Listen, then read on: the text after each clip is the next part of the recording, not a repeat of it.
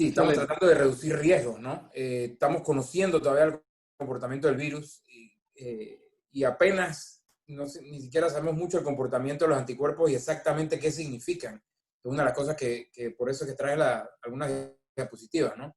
Y básicamente, pues, evidentemente, el gran porcentaje de pacientes asintomáticos, que puede ser hasta el 20%, de algunos 30%, los fallos que puede tener la PCR, que es una prueba muy específica, pero tiene su fallo, pues es el que hace que uno siempre esté buscando otra herramienta, digamos, diagnóstica que nos pueda ayudar, ¿no? Entonces, bueno, ya estas cifras las manejamos de los pacientes que se recuperan, pero pues esta cifra es y que probablemente es la que propaga o hace que permanezca pues la pandemia, ¿no? Eh, Básicamente, si no tenemos sospecha clínica, no se hacían pruebas. Básicamente, esa es digamos, la queja, digamos, mucha gente. Que los pacientes, si no tienen síntomas, no se les hace PCR. Y bueno, tiene razón, pero evidentemente la PCR es una prueba que no se puede o no se ha podido masificar.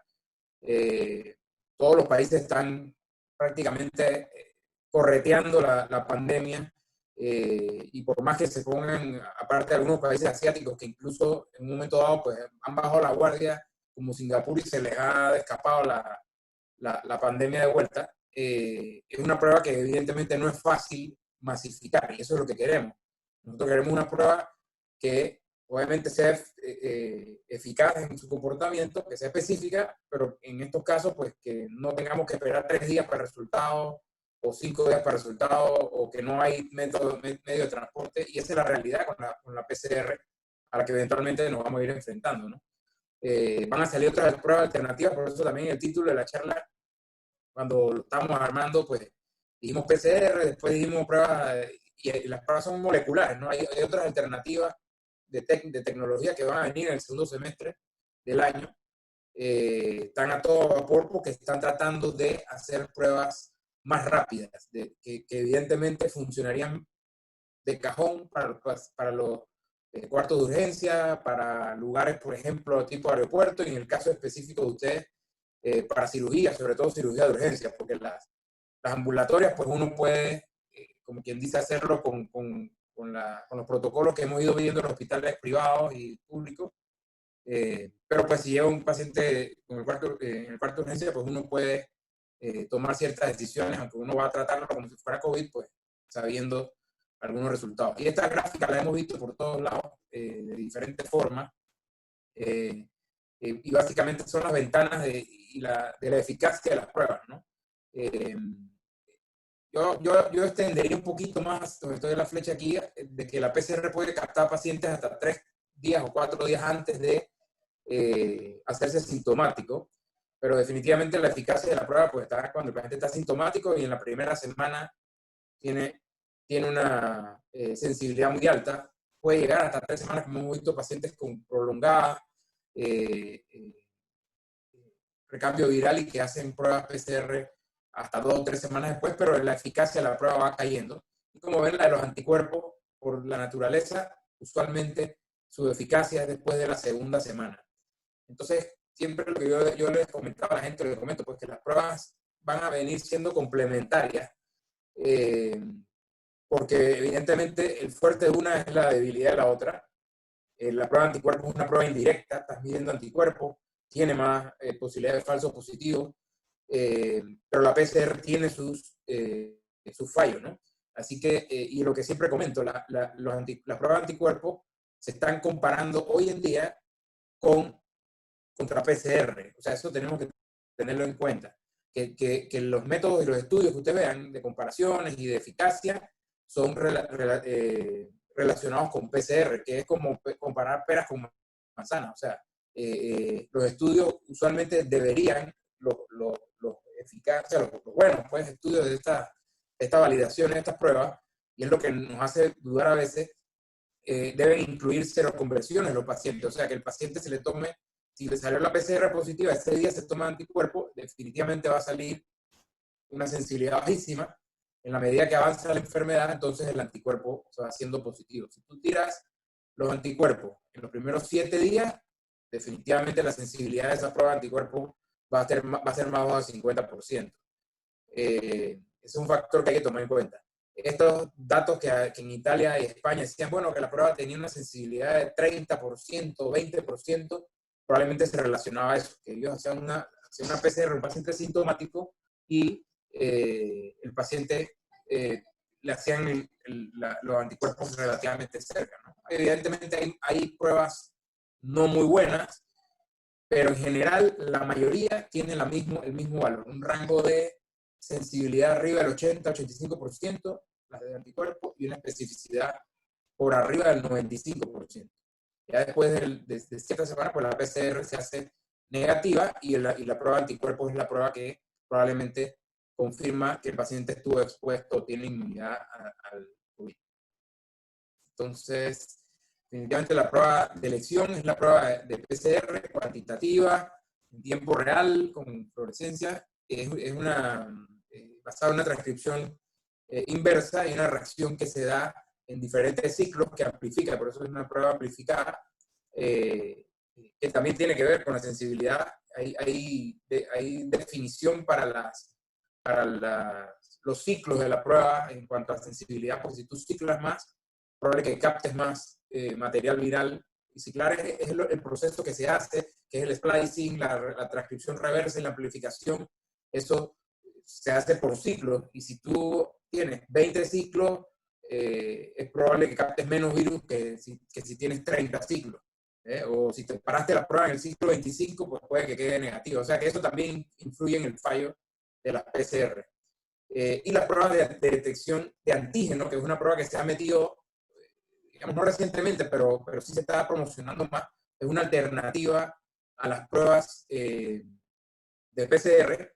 Estas pruebas van a venir, yo creo que se están evaluando, creo ya en el GORGAS unas de antígeno. La ventaja es que son pruebas rápidas. Las pruebas las podemos clasificar en lo que estamos, si son directas o indirectas, moleculares, de anticuerpos, si son de rápidas o digamos, que demoran más de 3-4 horas o hasta un día. Entonces, las pruebas rápidas, están las de anticuerpos, pero también hay pruebas de tamizaje o de moleculares rápidas. Entonces está la detección de antígenos. Y es una prueba que tiene una sensibilidad también, digamos, no tan alta y especificidad no tan alta como la PCR, pero es una prueba que en 40 minutos o en 30 minutos te puede dar un diagnóstico, o sea que puede ser una prueba también para áreas críticas y donde pues, uno tiene que tomar decisiones relativamente rápido. Esta va a venir pronto. Son pruebas rápidas de antígeno. Y son igual, la facilidad que tiene es que puede ser de esputo, y también pues, es por hisopado, ¿no? Esta prueba, la de antígeno. Es como la PCR. Esto pues eran las diapositivas de las proteínas del virus, que ya sabemos cuáles, que algunas están dirigidas al anticuerpo para evitar que se una a los receptores de entrada. Esta es una diapositiva del genoma completo del virus, y esta es la parte de la amplificación, pues, de los blancos de amplificación de la PCR.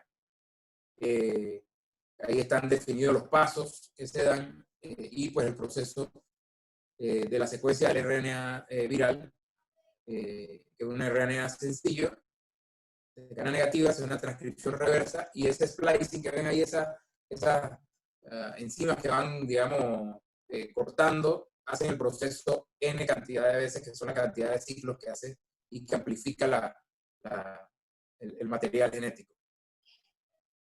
Y cuando se hace fluorescencia, lo hace cuantitativo. Cuando ven la Q ahí, QRT-PCR, que es cuantitativo. Esto se cuantifica por una fluorescencia, y en la curva pues, se da el resultado de acuerdo en tiempo real. La amplificación se visualiza pues, en una gráfica. Y la muestra, pues, la muestra siempre la tenemos exudado nasofaringeo, idealmente, de nariz y de faringe. Eso es otra cosa que influye en la eficacia de la prueba. Obviamente la toma de la muestra, si es nasal solo, si es faríngeo, si es umbral, aspirado traqueal, y el rendimiento pues difiere en base a la muestra, ¿no? Entonces, ahí nos la parte, básicamente, bueno, esta es la parte de cuando uno es contagioso, que esto es importante para la toma de decisiones, ¿no? Que estamos hablando con Elías, y de todos los casos que tenemos realmente. Esto básicamente es parte todo de trazado y también de estimaciones. Y lo importante es que, vuelvo y repito, cuando tenemos un caso que me preguntan, tengo un paciente que voy a operar, como hay caso clásico, voy a operarlo, tiene IgM positiva, IgG negativa. Entonces, digo, me quedo así de una vez, bueno, ¿qué hay que hacer? Este paciente es un candidato posible, IgM se eleva en la primera semana, asumiendo que se acaba de elevar, estamos ante un paciente que tiene, está en periodo de ser infeccioso, se dice que el paciente es contagioso desde 2 o 3 días antes de los síntomas hasta 8 o 10 días después. Por eso hablamos de los 14 días, ¿no?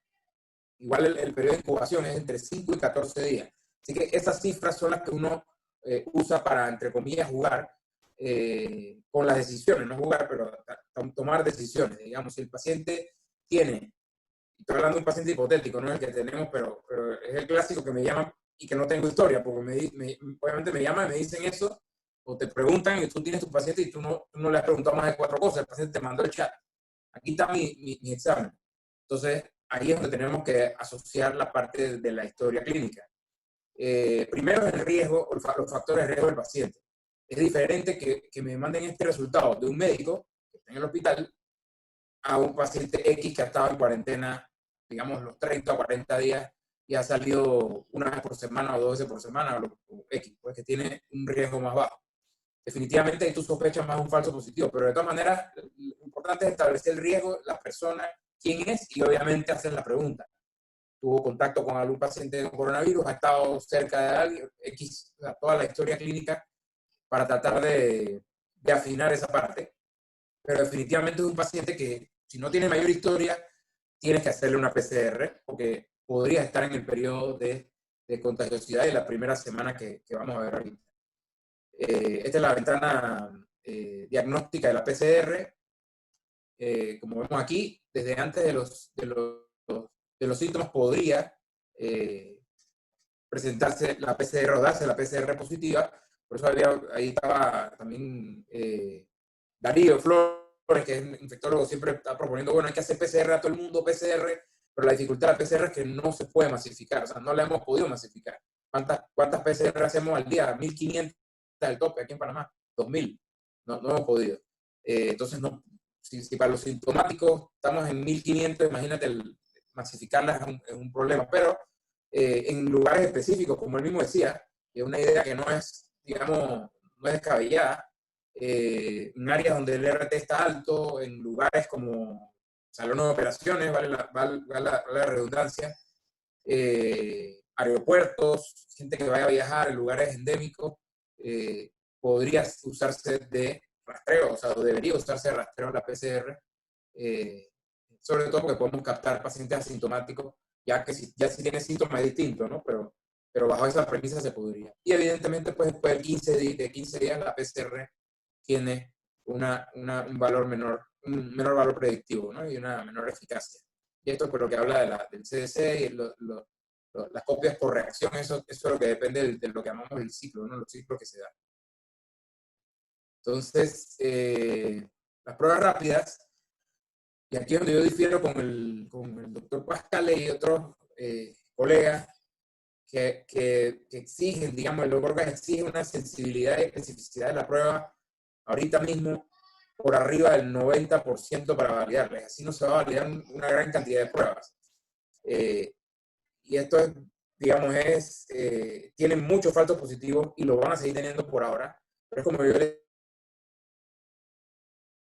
digo, y va contagiándose más gente, las pruebas serológicas van a tener más valor. Y probablemente en un año nosotros podamos diagnosticar COVID con solo una prueba serológica. Cosa que hoy no podemos hacer basado en lo que le estamos diciendo. Y ponemos un ejemplo sencillo. Si nosotros tenemos 100 personas y la prevalencia del COVID aquí en Panamá se supone que es de 3%, o 4% de un estimado, o sea que hay 4 personas de 100, que son COVID y hayan tenido diagnóstico o no, van a marcar positivo a COVID. La prueba serológica puede que tenga un 4 o 5% de falso positivo. En esas 100 personas, tú vas a tener 4 personas con diagnóstico adecuado y 5 personas de esas 100 van a marcar como falso positivo. O sea, vas a tener más falsos positivos que reales. Entonces, basado en eso, como dice el doctor Vigil y otros que manejan bien la parte estadística, es como tirar una moneda. Y efectivamente, para diagnosticar al paciente individual es como tirar una moneda. Pero desde el punto de vista epidemiológico, que es donde yo les he dado más uso, o sea, más valor a la prueba, que necesitamos hacerla, es en grupos grandes, masificar y usar la screening para definir si se puede operar al paciente, si tiene COVID, etc. Estas pruebas sí tienen mucho valor, porque si yo agarro, aunque yo aísle o le haga una PCR y aísle por 48, 72, 5 días, a los que son falsos positivos voy a encontrar 4 reales que quizás no iba a poder diagnosticar. Entonces sí tiene valor, pero ahorita mismo nosotros no podemos exigirle mucho a las pruebas. Como le estoy diciendo, esta sensibilidad y especificidad está basada contra PCR, y la PCR tiene 70% de sensibilidad. Entonces, ejemplo número 2 que pongo, que se me viene a la mente. Había 2 casos del Hospital Santo Tomás de pacientes con cuadro severo y cuadro clínico compatible con COVID. Tenían 2 y 3 PCR negativas con síntomas antes de entrar intensivo, durante intensivo, o sea, y se le hizo una prueba serológica y marcó positivo. Se hizo otra prueba serológica de diferente marca y marcó positivo para IgM y IgG. Entonces, son los casos que tú dices, ok, entonces, ¿cómo yo sé que esa PCR, el paciente que iba a operar Elías y Gustavo, no era un falso negativo, por ejemplo? O sea, cuando me dice, salió IgM positivo, dale, isópalo, pues. Negativa la PCR, dale, lo opéralo mañana. ¿Y por qué? Y si es un paciente que tiene falso negativo PCR, esa es realmente la duda y bueno, lo que motivó, o la discusión que motivó la charla, probablemente todavía los tiene discutiendo. Ahorita vamos a ver, cuál sería el razonamiento para abordar ese tipo de pacientes. Pero bueno, eso es lo importante es esto, las pruebas no se les puede exigir mucho, ahorita mismo. En un año tú tienes que exigir pruebas que tengan 95%, porque en un año, si tenemos 30% de gente con COVID positivo, expuesto, digamos que la pandemia avanzó y tenemos 30%, o en un lugar como Nueva York, o en un hospital que debe haber 10% quizás de anticuerpos, suponiendo que es 30% de la prevalencia en estas 100 personas, va a haber 30 reales positivos y 5 falsos positivos, porque la prueba va a marcarte tus 5 falsos positivos. Entonces tienes más probabilidad de detectar casos reales que falsos positivos. Entonces, las pruebas serológicas dependen de la probabilidad pretest y dependen de la prevalencia de la enfermedad. O sea, de la probabilidad pretest en un individuo y de la prevalencia de la enfermedad en un grupo grande, ¿no?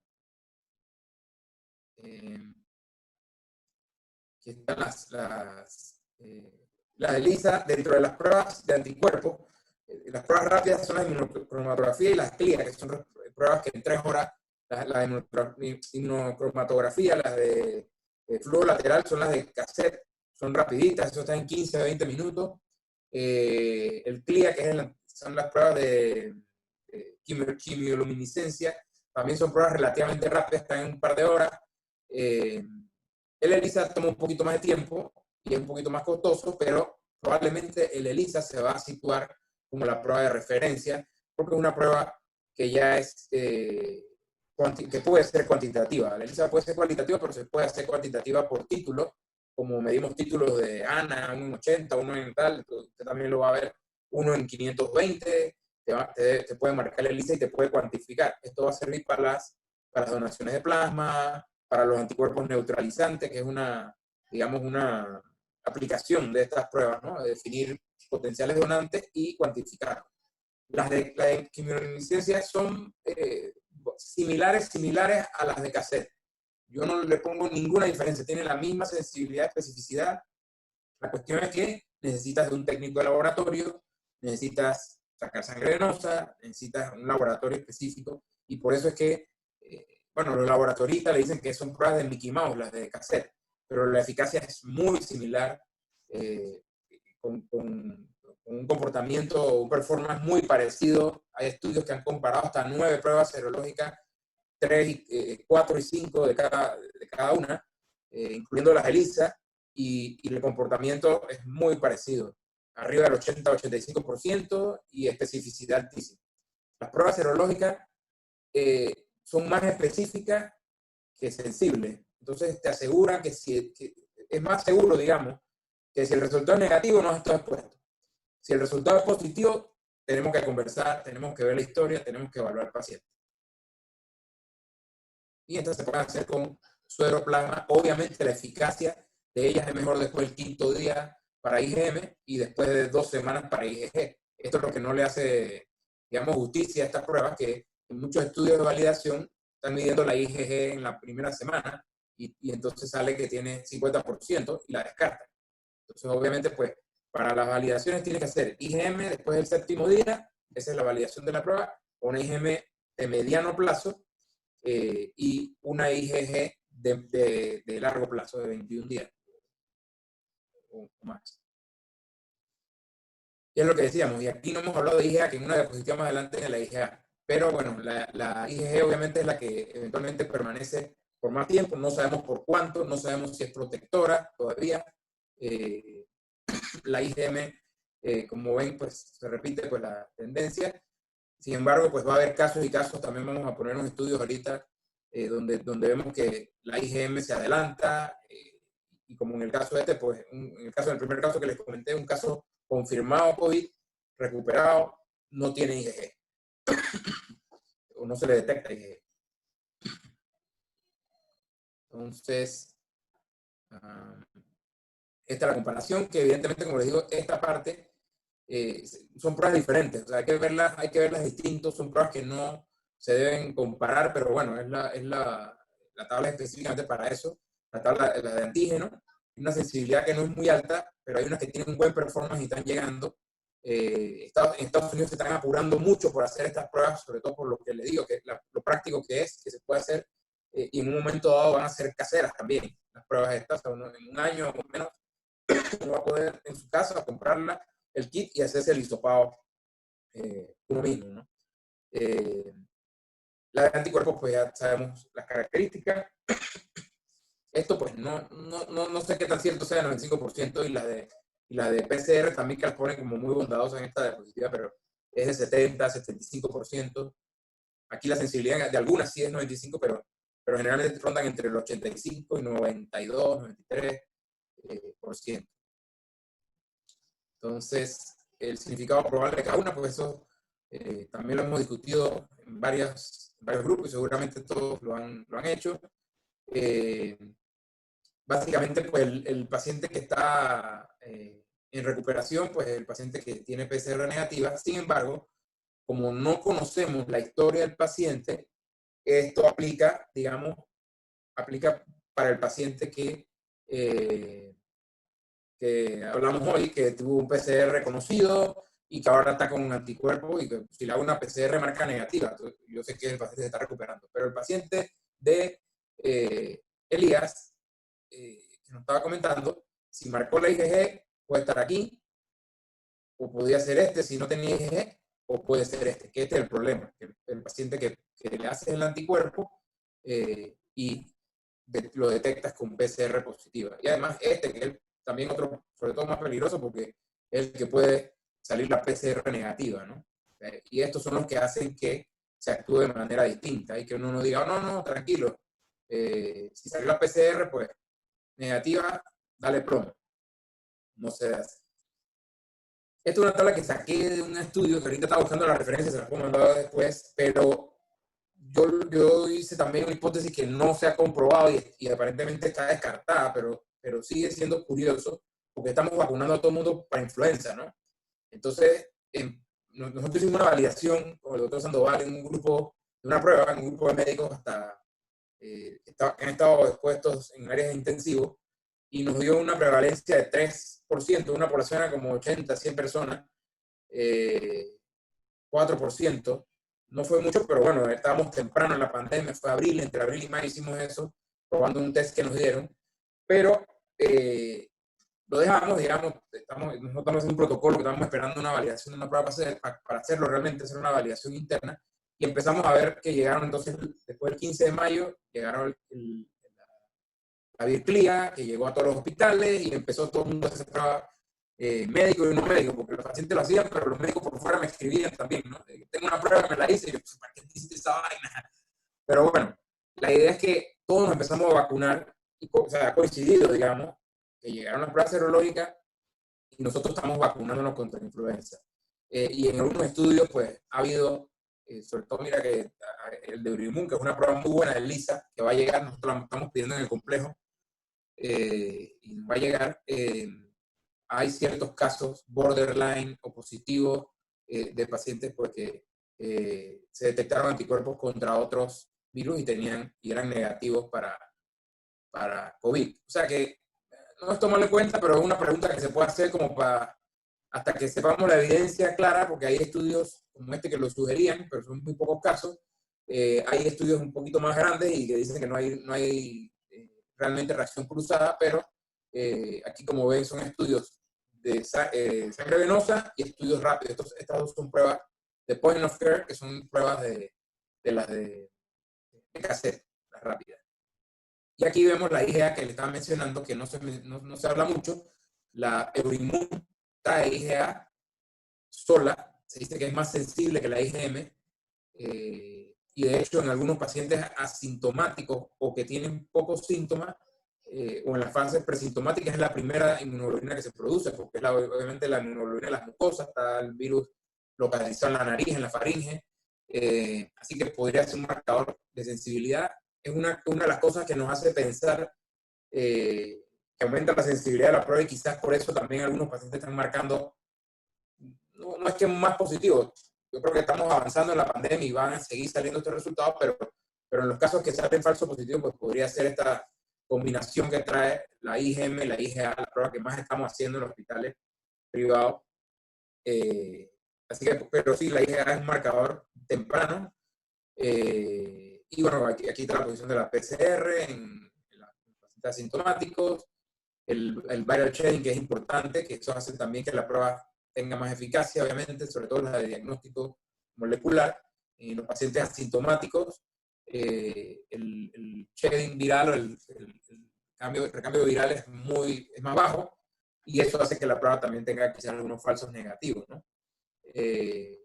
Igual, la titulación de anticuerpos se ha correlacionado con la severidad. Los más severos tienen más anticuerpos, los leves y menos sintomáticos tienen menos anticuerpos. Entonces no sabemos, digamos, no estamos claros cómo interpretarlo, y vienen otras diapositivas ahorita que apoyan el hecho de que la inmunidad del coronavirus o para el coronavirus no es solo de anticuerpos, sino también es celular.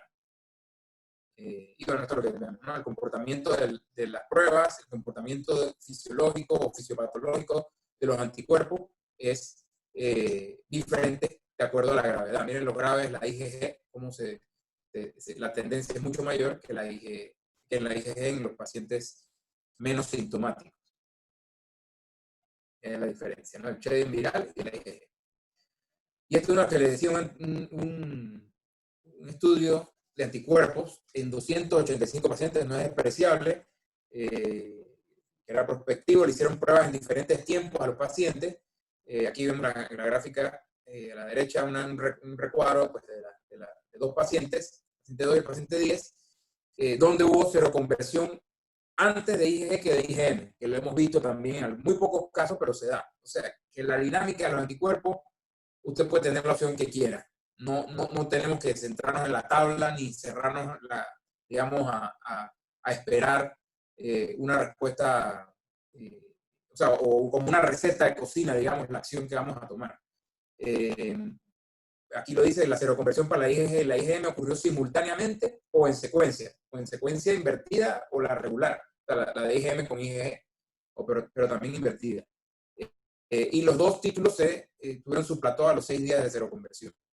Entonces ellos plantean que obviamente la prueba serológica pudiera ser de ayuda en pacientes con con PCR negativa e infecciones asintomáticas. Y ven aquí que hasta tempranamente en el día 5 ya la IgG podía estarse elevando. O sea, la dinámica de los anticuerpos es bien caprichosa. Este fue un seminario que tuvimos donde se habló de la IgA, incluso una referencia podría elevarse antes que la IgM.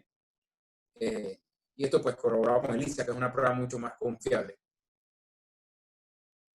Entonces, todo esto nos habla de protección inmunológica, de pasaporte, esos temas están en veremos. Por ahora sabemos que no hay reinfección o hay pocas probabilidades de reinfección mínimas. Sabemos que hay una protección por lo menos transitoria, que es de moderado, digamos, de moderada duración. Que la inmunología, como les decía, que la inmunidad no es solo de anticuerpos y que la contagiosidad de los pacientes, como ya les decía, es más o menos de 10 días después del inicio de síntomas empieza a caer la contagiosidad. Basado en eso, podemos hacer inferencias que vamos a discutir ahorita cuando abramos el periodo.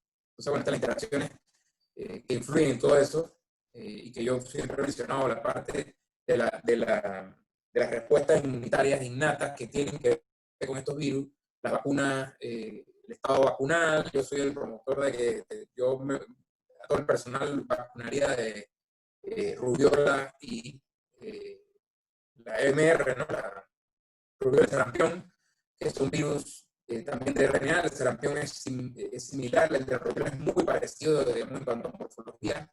Y las respuestas inmunológicas innatas, que no son específicas, tienen algo de especificidad y son, como le decíamos, entrenadas por las exposiciones que tenemos. O sea, las vacunas que nos ponemos, las enfermedades que padecemos, los previos coronavirus, sobre todo las teorías de los niños, ¿no? Que están súper vacunados, son los que más se vacunan, están expuestos a resfriado a cada rato. Esto pues son teorías que todavía no se han comprobado, pero que podrían explicar de alguna forma el comportamiento diferente en las diferentes personas, incluso el mismo grupo etario. Así que eso es algo, para mí es algo que estoy siempre, digamos, subrayando. Y se basa, el ejemplo que digo es como, no sé, los que son corredores, montan bicicleta o lo que sea, que hagan deporte o nadan. No es lo mismo, si yo soy un maratonista, digamos, de 21 kilómetros, evidentemente no soy un corredor de velocidad, pero seguramente si me ponen a correr 1000 metros o 500 metros, si estoy en condiciones siendo maratonista, probablemente me va a ir mejor que al que no hace nada de entrenamiento. De eso se basa la inmunidad, digamos, inmunidad entre comillas cruzada, que es la que se propone en ese punto de vista. Y pues la susceptibilidad está definida por varios factores, ya sabemos la comorbilidad, la carga viral que hablamos, y por eso pues influyen en algunas conductas epidemiológicas de rotar a la gente o cambiarla pues, para disminuir la exposición y los periodos cortos de exposición a los pacientes. Eso es para diferenciar los tipos de anticuerpos. Hay anticuerpos que producen esta citotoxicidad dependiente o que facilitan la entrada del virus en algunas infecciones. Aparentemente no es el patrón, digamos, de la aparición de estos anticuerpos, que en vez de ser neutralizantes o beneficiosos, pues pueden tener efectos negativos. Esas son, digamos, cosas que están en la palestra todavía, pero aparentemente no hay un efecto negativo, como dice aquí, de que faciliten respuestas o faciliten la infección, la entrada del virus. Es lo que decíamos, ¿no? Hay estudios que hay todavía pues, estudios que están tratando de definir si esto es así, y por eso pues, los estudios de la vacuna se basan precisamente en eso, ¿no? O sea, exponer a los pacientes y ver si levantan anticuerpos y después si esto evita que tengan infección. Por ahora lo que se sabe de algunas de las vacunas es que en los chimpancés evita la enfermedad severa o disminuye la enfermedad severa, pero no evita el contagio. Necesariamente reduce el contagio, pero no lo elimina. Acá, bueno, esa es la parte de cómo facilitan los anticuerpos. Esta teoría no es una cosa para... Estos son los neutralizantes que evitarían que el anticuerpo, que el virus entre en contacto con la molécula que le permite la entrada. Y esto, pues, el estudio de los de suero convalescente, que también se están, digamos, definiendo la utilidad. Muchas veces han hecho estudios con suero sin cuantificarlos y sin verificar que son neutralizantes. Lo ideal es que se hagan estudios de cuantificación y neutralización para poder definir si el paciente es un donante adecuado, ¿no? Pero aparentemente algunos pacientes responden aunque no tengan títulos altos o sin saber el título, así es. Ahí es donde tenemos que ver si hay autoanticuerpos naturales y que por eso quizás también la gamma-globulina, que es genérica, tiene algún efecto beneficioso, ¿no? Lo que le decía que la inmunidad innata, no estamos evaluando aquí ahorita, vamos a hablar eminentemente de lo moral, pero no podemos dejar de ver que pues, el COVID se maneja con inmunidad innata, que influye si se retrasa y se activa tarde, entonces desarrolla el paciente la tormenta de citocinas, pero bueno, la inmunidad innata es una de los protectores, y la celular, que poco se habla, se dice que muchos de los pacientes que tienen COVID tienen células específicas que proliferan ante el virus SARS-CoV-2. En un estudio hasta el 100% tenían las células CD4 y las cooperadoras inducibles por el SARS-CoV-2. O sea que esto relativamente es esperado, pero toma más valor cuando tenemos estos casos que no tienen anticuerpos o que a pesar de haber tenido la enfermedad no levantan anticuerpos. Podría ser que es en algunos casos más celular y esto sería no muy bueno para la vacuna, porque la vacuna la estamos basando en protección de anticuerpos, ¿no?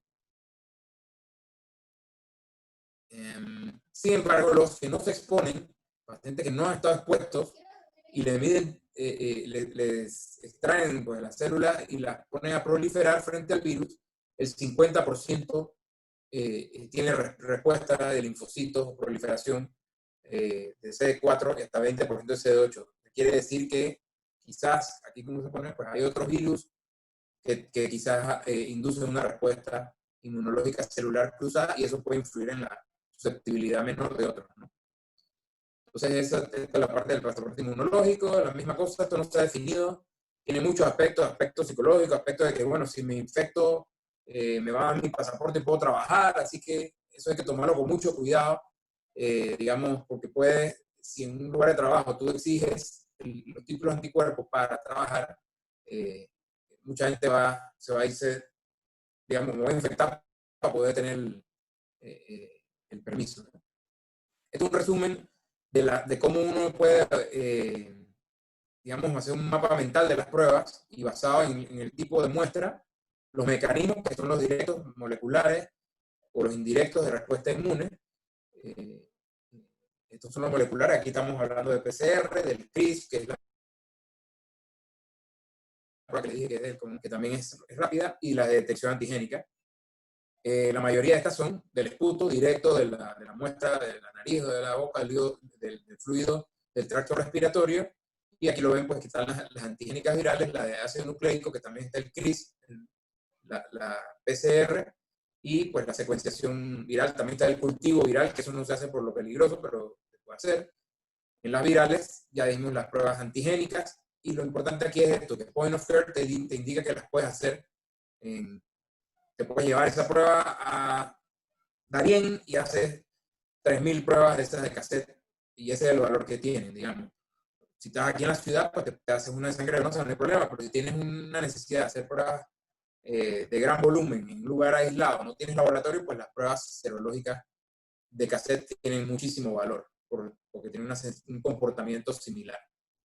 Y las anticuerpos, estas son las rápidas, pero los anticuerpos pues vienen por acá abajo, que son la de respuesta inmune. En algún momento también vamos a medir de respuesta inmune la parte de linfocitos, citometría de flujo, quizás se pongan en algún momento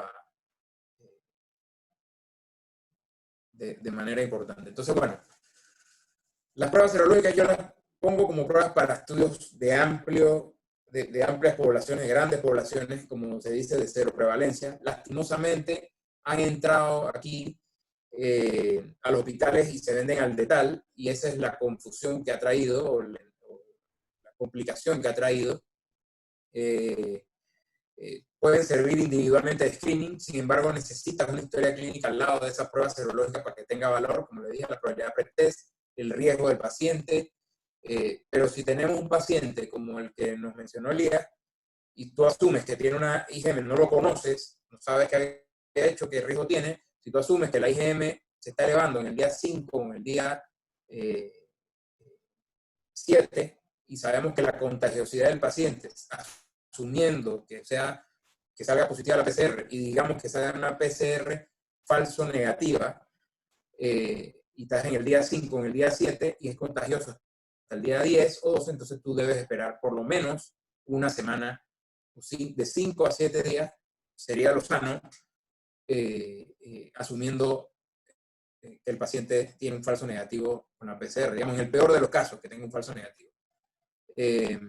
Por eso es que si te marca una PCR y tú no conoces al paciente, creo que el paciente debe ser aislado o digamos, aislarse, hacerse la prueba y esperar el resultado de la PCR y definir la conducta. Pero si fuera para cirugía, como hemos visto en las recomendaciones que tiene, pues el paciente se debe esperar.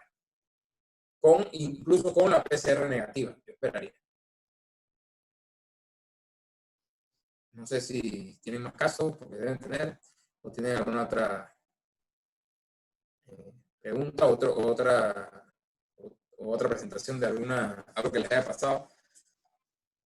Incluso si sale la IgG y la IgM, las dos positivas, aunque tú me digas, bueno, pero es que la IgM se eleva a las 3 semanas, ya ese man tiene que tener 3 semanas de estar infectado.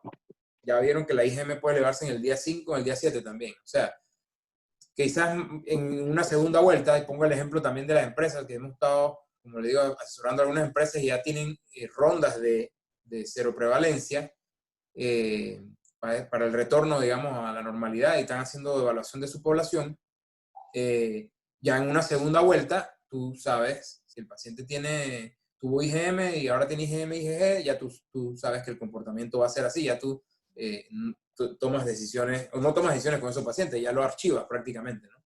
Pero en paciente que no conoce, si marca la IgM y en la medida que va avanzando la pandemia, va a ser más significativa la positividad. O sea, va a ser mucho más, va a haber menos falsos positivos y va a haber más certeza de esa, ¿no?